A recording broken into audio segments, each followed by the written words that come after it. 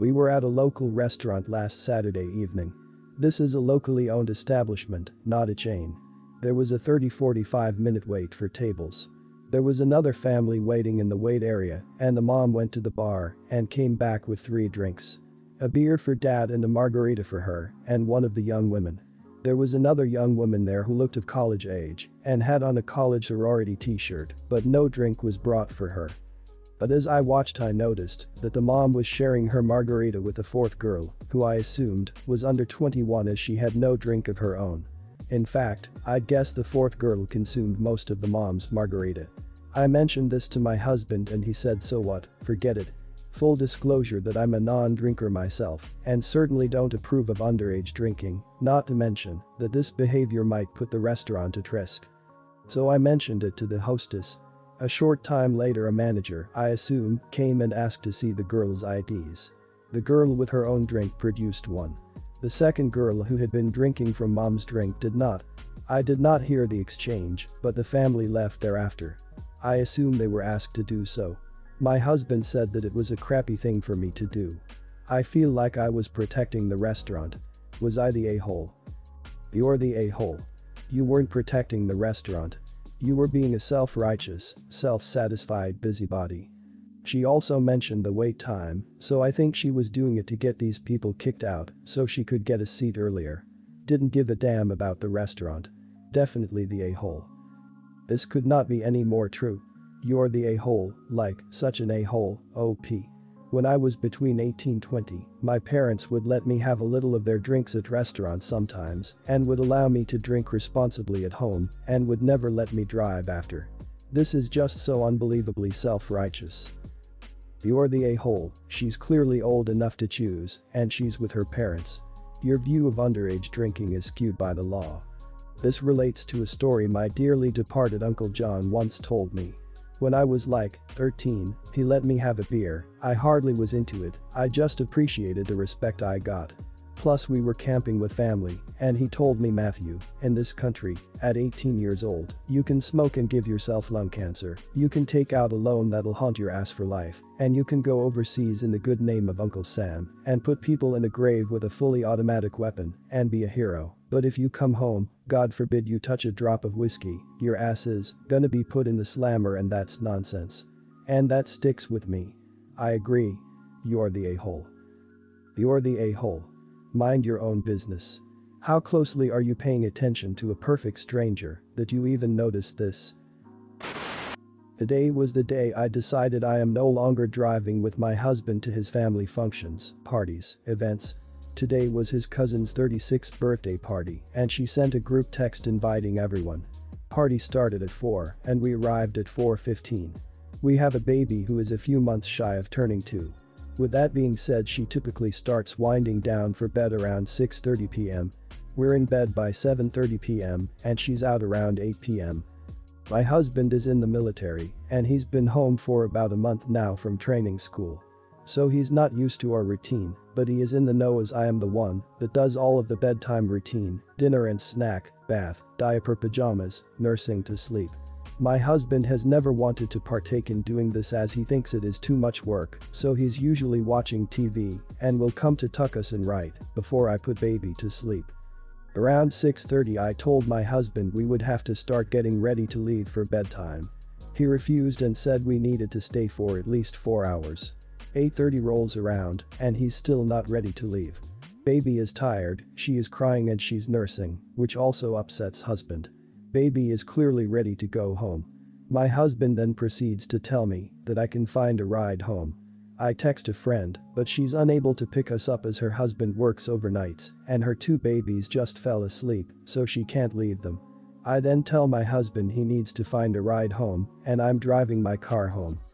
I say goodbye to everyone and let them know it's past bedtime, so we need to get going. Husband walks me to my car and as I'm getting in the car and we're away from the party, he tells me I'm an a-plea for ditching him and leaving him to find a ride home. Am I the a-hole for ditching my husband and forcing him to find a ride home? Not the a-hole, what in the? Honey, you've got bigger problems there than just a car. I have several friends who are, or mostly we're, military spouses. There's a huge issue with some men who come back from deployment to their families that there isn't a lot of help for. Being deployed is basically living a very hectic and stressful bachelor life. You bond with your brothers and sisters in arms. You work hard. And your free time is your own. And it's hard to adjust to family man when they come home. My coworker and her husband have been married 35 years, but is returned from his second deployment after kids almost ended their marriage. After the second or third time in the week that he didn't come home to play cards or grab a drink with the boys from work, she sat him down calmly the next day and said she signed on to be a single parent when he was deployed, but not when he was home. So if he wanted to keep his family intact, he needed to be a family when he was home. It probably helped that she was military too until their kids were born, so she knew how to speak to him. Good luck, mama. I hope he figures out how to be a partner and father when he's home. Not the a-hole, this all sounds very unhealthy. He doesn't help out and won't let you keep to the baby's schedule. Has he been deployed or lived elsewhere most of the baby's life? Have they bonded?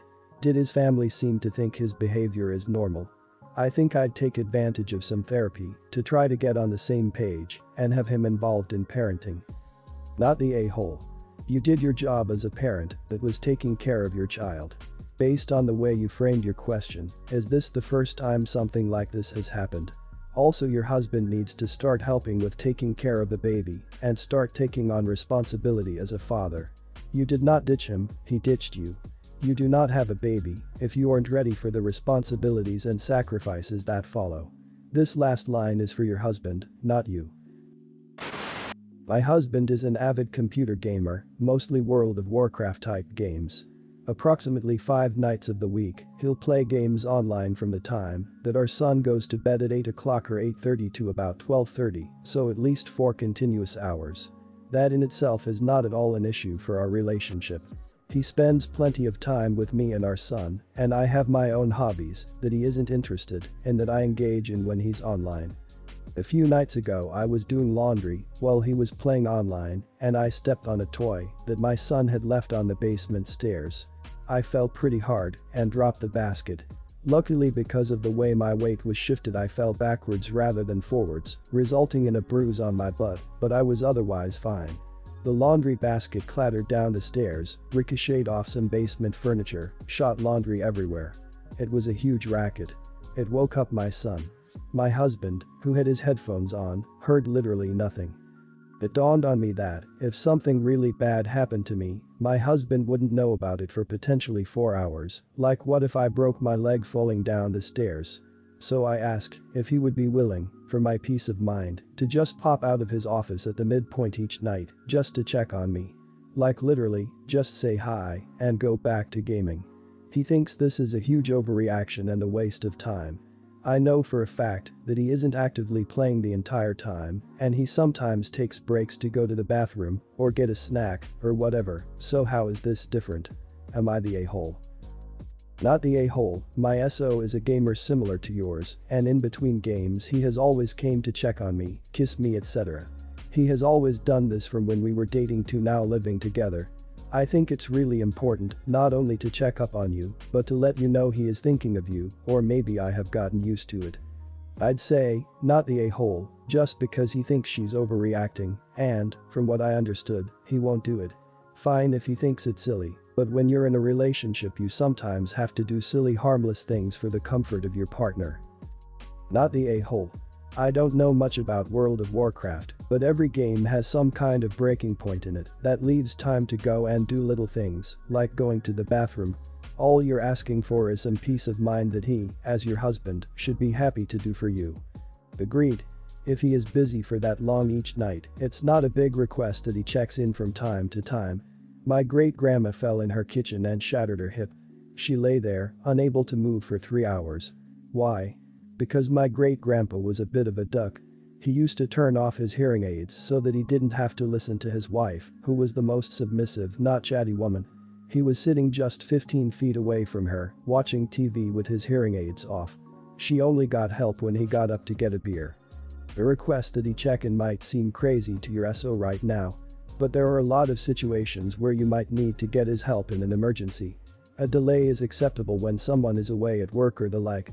But at home, that's a different story. What if your son was choking or insanely sick and you needed him? He needs to be able to hear you call for help or check in. His choice.